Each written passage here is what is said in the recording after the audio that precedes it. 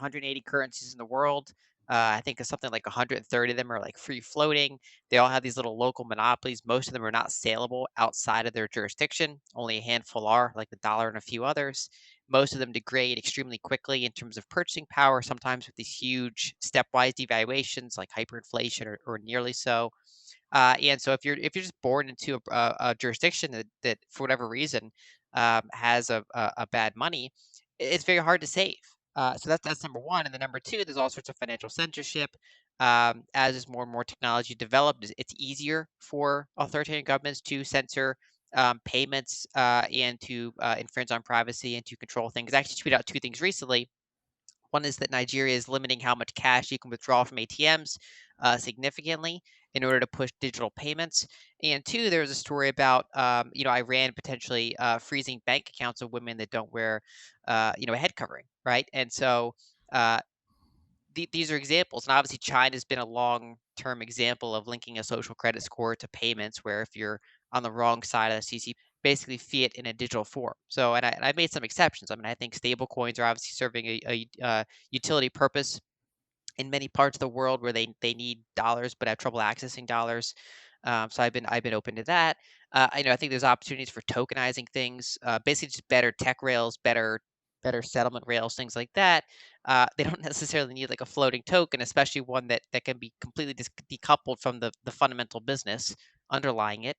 And so I think that the way I've described it is that the same technology that allows for peer-to-peer money has allowed for peer-to-peer scams, right? So you can transfer value between each other, but it also has allowed scammers, and they're not unique to this industry. I mean, there's scammers throughout history, but this is just a new medium, a new tech rails where people can create something, market it to the public, hype it up, and then get out of their position without ever actually having built something sustainable, something enduring.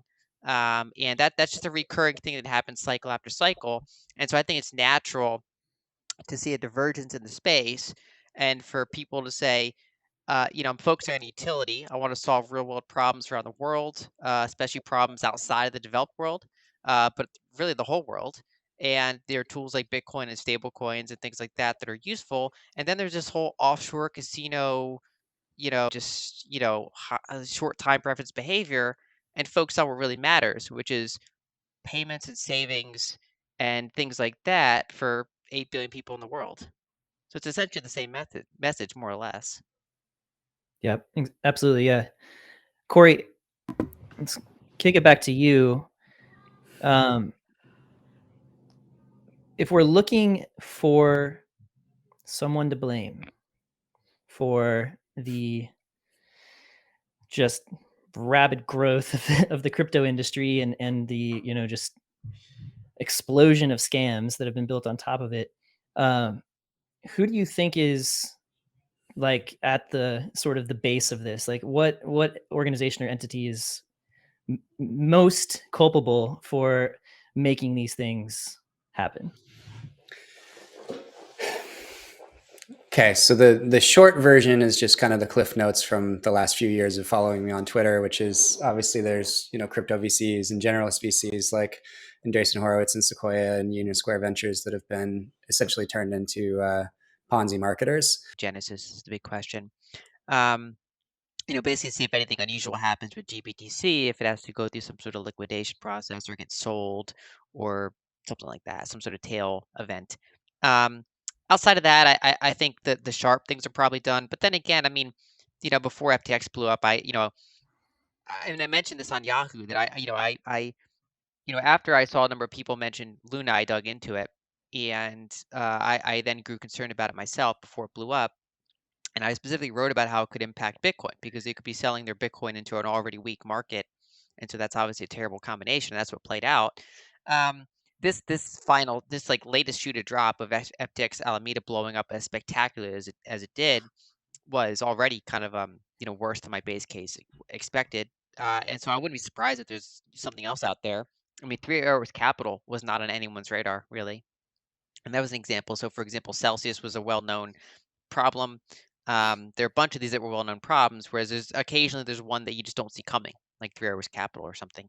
So I think we have to watch to see what happens with Genesis. and so it comes with a higher yield. You're locking up capital for a long period of time, although you can sell the security. But shortly before recessions, the market starts to anticipate that the short end's going to get cut at some point in the next few years, and therefore they end up being more willing to buy the long end of the curve, and it becomes kind of a self-fulfilling prophecy because then lending has trouble working when you have the long duration interest rates below short-term interest rates, because the whole lending model, the whole banking model is basically duration transformation. You buy you basically, you get capital from the shorter end, the lower interest rate end, and you lend it out at longer time frames for higher yields, and you manage your liquidity profile. And so when you get a yield curve inversion, that whole thing just becomes less profitable, and you get kind of almost like a self-fulfilling prophecy. And specifically, it's the 10-year and 3-month difference yield curve that has the most published studies on it. A lot of people cite the 10-year, 2-year, but the 10-year, 3-month is the one with more overall, a better track record overall. And I think it's something like 8 recessions now where it inverts before the recession. Commodity usage, at least the commodity growth rate, is certainly going on a different course now. But their flights have been below trend for like 3 years now due to these just rolling lockdowns. Their auto fuel use, all of that could tick higher, and they can get higher crude imports in an already tight market if they were to decide to just open up and just go hard on it. So there's big questions like, to what extent are they going to open up? Over what time frame are they going to open up? Like, how gradual are they going to be? And are they going to couple that with a kind of a fiscal boost to really kickstart things? Or are they going to kind of just come out of the gate slow?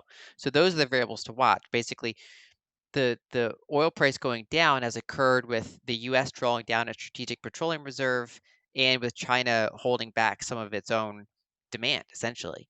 And so the question is, what happens when we get to a point where the strategic petroleum reserve is no longer drawing down, and if China just goes back up to their prior level or near their prior level of flights and auto usage, let alone growth, let alone if just a higher percentage of population gets automobiles, where you have less harsh monetary conditions, or at least the rate of change is less harsh. But then you have just ongoing weakness from equity earnings, corporate earnings. You can potentially get a decoupling where things like gold or Bitcoin do okay, maybe not great, while stocks are still, or at least some sectors are still doing very poorly. So I think people should not assume necessarily that if the stock market goes down, that Bitcoin has to go down. Kind of a similar thing happens where they assume that if the S&P 500 goes down, the emerging market index has to go down, which is not necessarily the case. I mean, for example, Brazilian equities did way better this year than the S&P 500 because sometimes there's specific reasons why the S&P 500 is going down and other assets are able to either chop long sideways or go down less or go up somewhat.